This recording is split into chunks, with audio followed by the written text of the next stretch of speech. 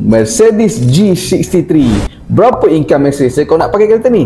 Jom kita kira. Grand Recon tahun 2020 harga bermula 1.2 juta. Kita kira down payment 30%, jadi RM360,000. Engine 4.0 road tax RM6,630. Untuk insurans, kalau ada 55% NCD, total RM14,200. Total upfront yang kena ready adalah RM380,000. Installment kita kira untuk 5 tahun. Jadi sebulan kena spend RM15,800. Total setahun untuk yearly installment adalah RM189,000. Kita kira yearly expenses pula. Insurans RM14,200, road tax RM6,630, service kita prepare RM13,000 setahun, wear and tear RM21,000 setahun. Jadi total untuk yearly expenses adalah RM54,830. Campurkan yearly expenses dengan yearly installment, dapatlah RM244,300. Bahagikan pula dengan 12 bulan. Jadi sebulan kena prepare RM20,360.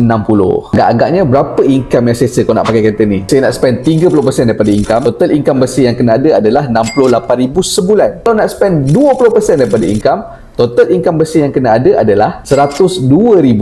So apa macam guys, kereta ni boleh redah banjir tau. Kita apa kita patut kira untuk next video? Cuba korang komen.